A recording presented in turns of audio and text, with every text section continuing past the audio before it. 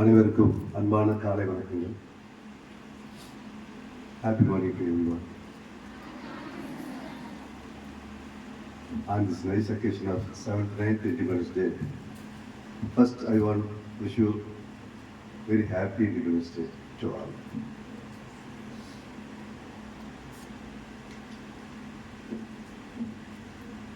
இந்த கல்வி நிறுவனத்தின் மரியாதைக்குரிய நிர்வாகியும் தலைவருமான சக்திவேல் அவர்களே,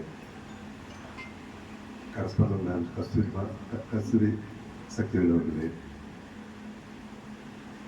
நிர்வாகத்தைச் சேர்ந்த மற்ற நண்பர்களே, இன்று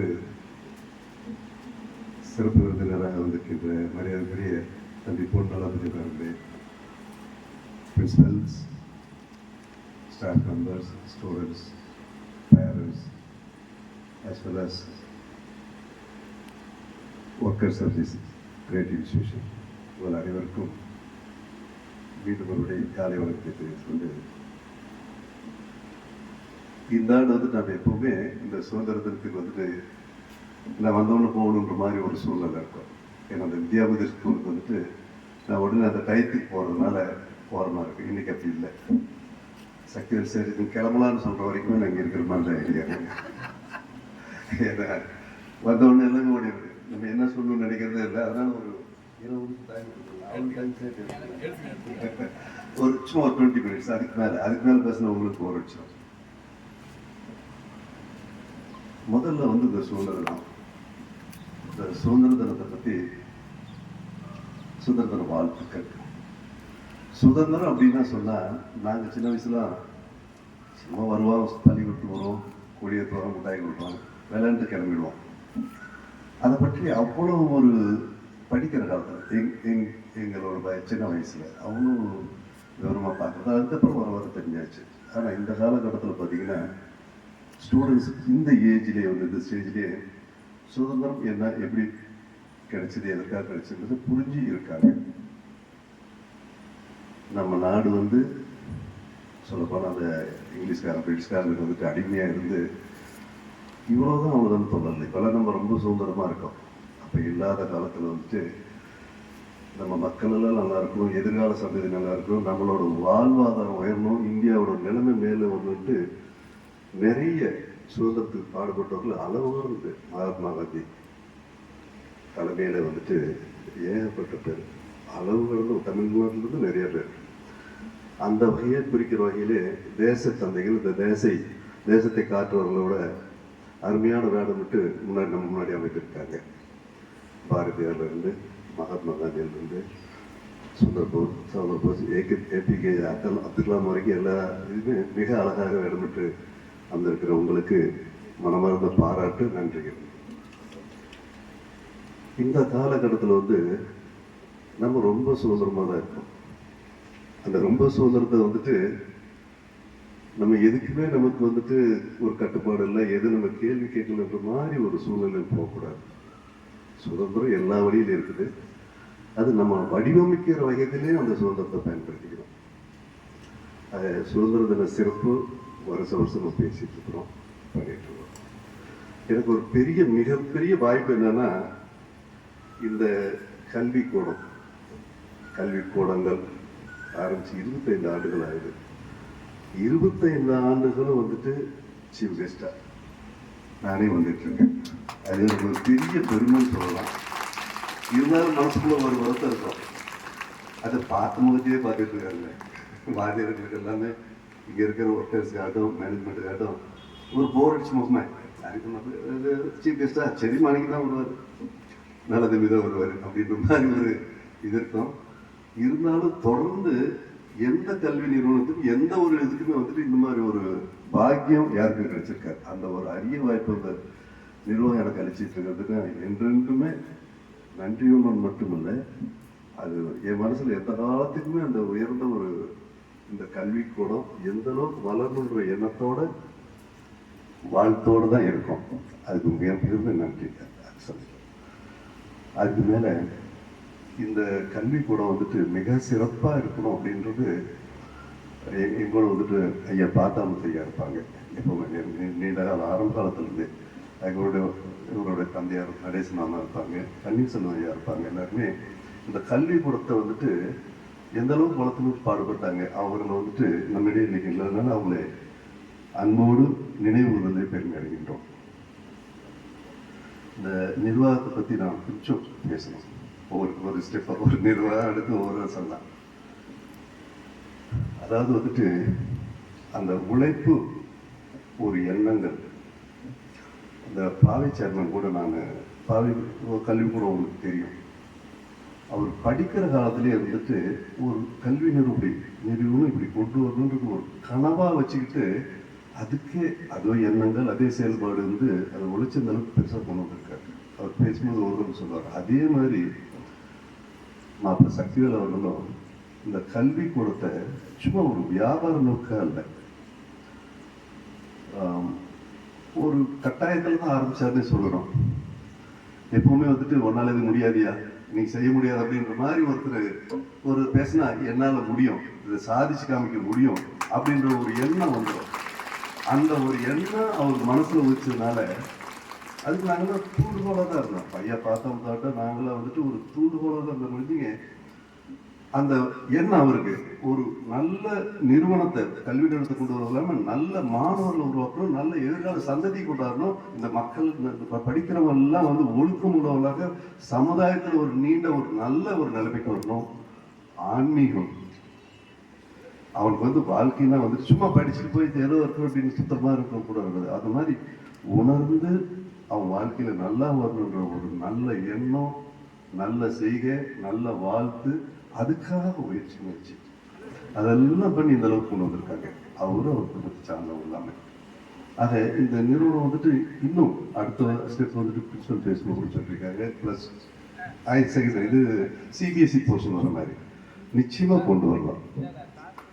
நிச்சயமா கொண்டு வந்துட்டு சிபிஎஸ்சி இந்த அளவுக்கு வரும். ஏன்னா அவர் காலகட்டம் அவரில் இன்னும் 10-20 வருஷம் உழைச்சி தான் கையை வந்து அடுத்து வந்தால் கூடமே இவரோட உழைப்பு ஒரு 10 வருஷம் 20 வருஷம் இருக்கும். அதுக்கப்புறம் தான் அவருக்கு ஓய்வுகள் பேச்சுக்கு. அது எங்களை மாதிரி ஆளுங்களுக்கு ஓய்வுலாம் கிடையாது. கடைசியாக போகிற காலத்தில் தான் ஓய்வு. அது வரைக்கும் வந்துட்டு எடுத்த பணியை வந்துட்டு நம்ம விட முடியாது, செஞ்சுக்கிட்டே தான் இருக்கிறோம். அந்த வகையில் வந்துட்டு இந்த நிறுவனத்தை அழகாக செம்மையாக நடத்தி கொண்டிருக்கிற அவர்களை எவ்வளோ பாராட்டினால் அந்த பாராட்டுகள், வாழ்த்துக்கள், என்னோட ஆசைன்னு சொல்லலாம். அடுத்து இந்த தலைமை அப்படின்றதுக்கு தலைமைக்கு ஒரு பண்பு இருக்கணும். எந்த ஒரு பெரிய இது பார்த்தீங்கன்னா சங்கங்களாகட்டும் மற்ற எல்லாமே அந்த தலைமை பொறுப்புக்கு வந்த உடனே தலைமைக்கு ஒரு பண்பு பயிற்சி அப்படின்னு ஒரு பயிற்சி கொடுக்குறாங்க எல்லாமே. அதாவது நம்ம இந்த துறையை வந்து முழுக்க தெரிஞ்சிருக்கலாம், தெரியாம இருக்கலாம், அதுக்கு எஃபர்ட் போட்டு ஃபுல்லாக பண்றோம். ஒரு காலகட்டத்தில் வந்து இந்த துறையை சார்ந்தவர்களை அவங்கள கொண்டு வந்து அதை வச்சு எந்த அளவுக்கு டெவலப் பண்ணணும், என்னென்ன பண்ணணும்னு சொல்லிட்டு, அதனால இது சுருக்கமாக சொன்ன இதனை இவனால் இவன் முடிக்கும் என்று ஆராய்ந்து அதனை அவன் விடாது. கரெக்டாக தமிழ் ஆசிரியர் இருக்கீங்களா? கரெக்டாக இருப்பாருங்களா? அதாவது ஒரு தலைமை பண்புங்கிறதே பார்த்தீங்கன்னா அந்த காலகட்டத்துக்கு தகுந்த மாதிரி நமக்கு எல்லாம் தெரிஞ்சுமே இல்லை. எடுத்து சேர துணிச்சல், எடுத்து சேர நம்பிக்கை, அது வந்து நிர்வாகத்துக்கு இருக்கணும். அது முழுக்க இருக்கு.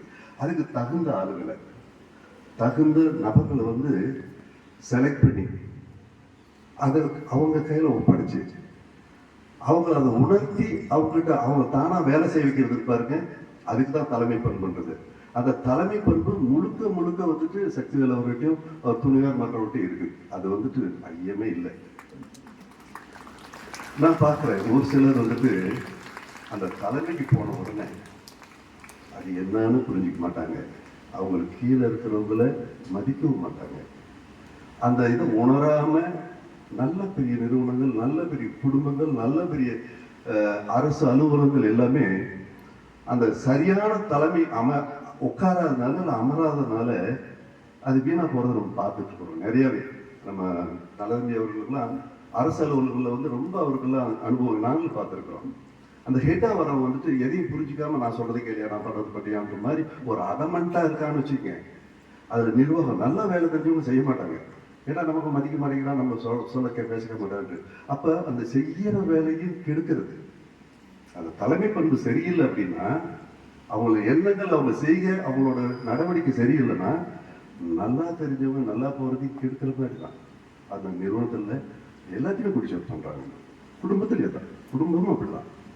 ஆக இந்த தலைமைக்கு வரவங்களுக்கு வந்துட்டு எல்லாத்தையும் அனுசரித்து போகணும், எல்லாத்துக்கும் என்ன திறமை இருக்கிறத வெளிக்கொண்டு வரணும், அதை கொண்டு வந்து அதை செயல்படுத்தணும். இவங்க எதில் ஈடுபட்டிருக்காங்களோ அந்த மாணவ செல்வங்களுக்கு அது போய் சேரணும், அதை வச்சு அவங்க வளரணும் அப்படின்ற ஒரு பண்பு இருப்பாருங்க. அதுதான் தலைமை பண்பு. அந்த தலைமை பண்பு மிகுந்து இருக்கிறவங்க நம்ம நிர்வாகம், அதில் வந்து அதிகம் இல்லை.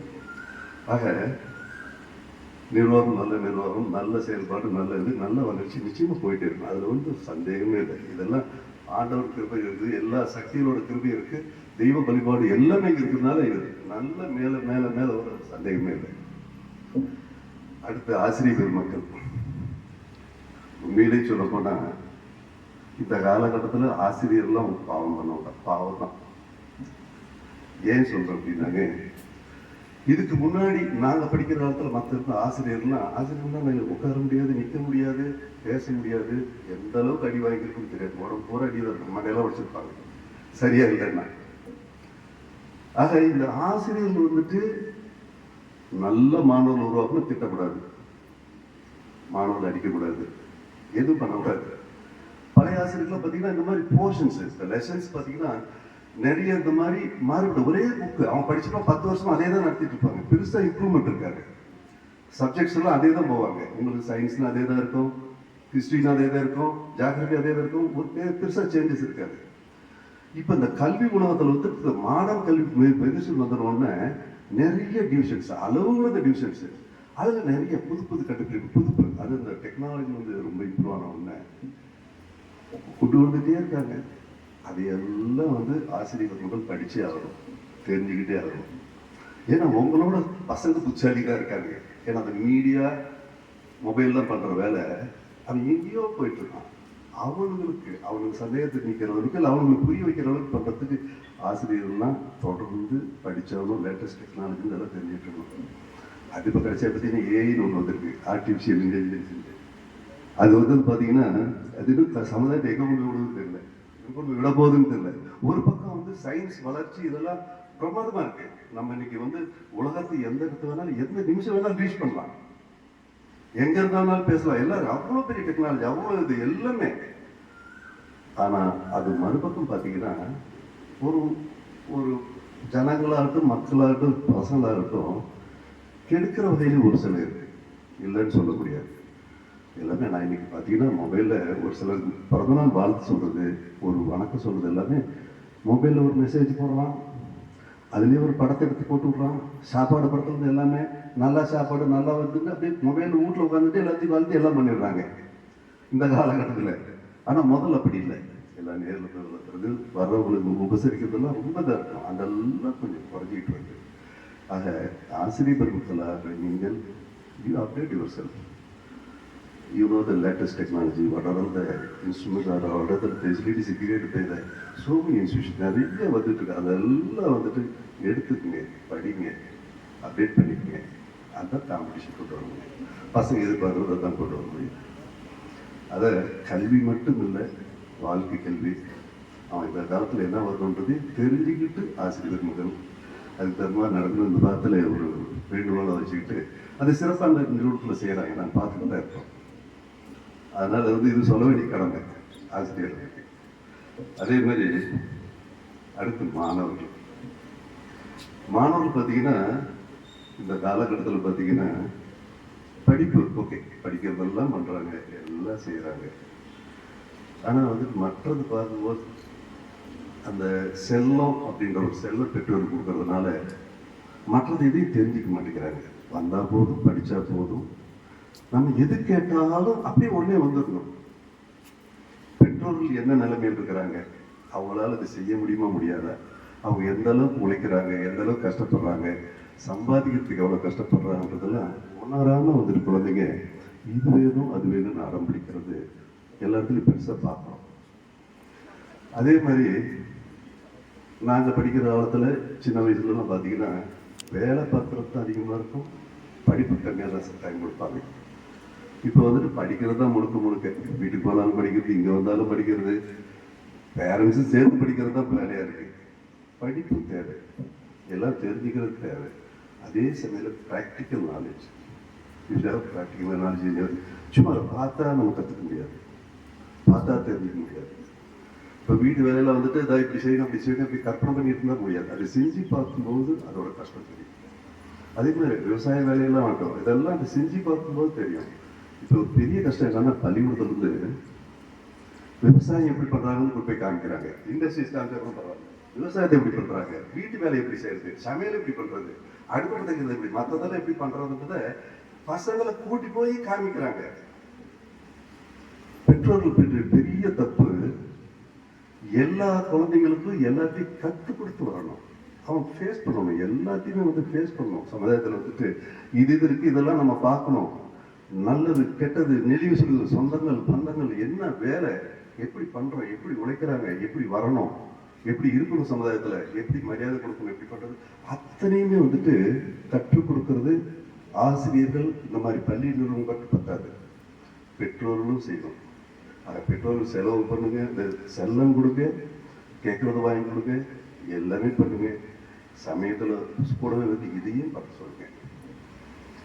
படிச்சு முடிச்சு இன்னைக்கு எல்லாம் வேலைக்கு போகிற பசங்க நிறைய பேரை பார்க்குறோம். நிறைய ஒரு நீங்கள் இதே குழந்தை கூட நீங்கள் அந்த மாதிரி ஒரு சூழ்நிலை வரக்கூடாது. படிச்சு முடிச்சுக்கணும், வேலை போகணும், நம்ம இருக்கணும், நம்ம பாட்டில் யாரையும் பார்க்கக்கூடாது.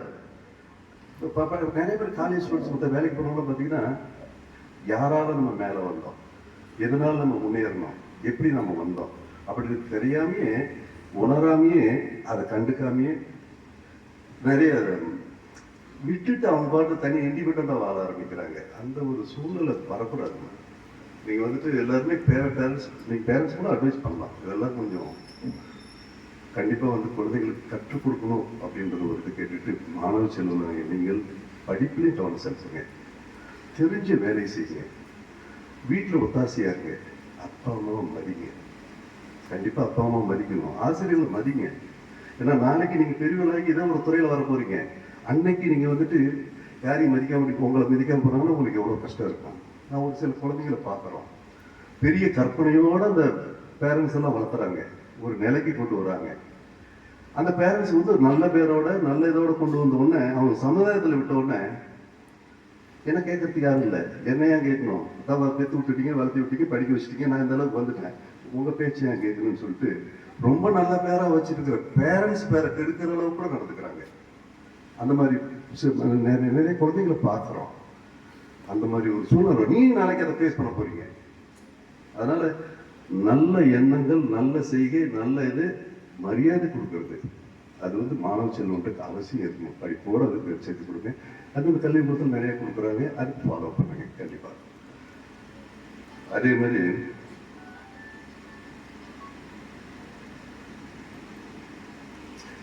இன்னைக்கு நிறைய பார்க்கும்போது இன்னும் வேடிக்கையாக தான் இருக்குங்க.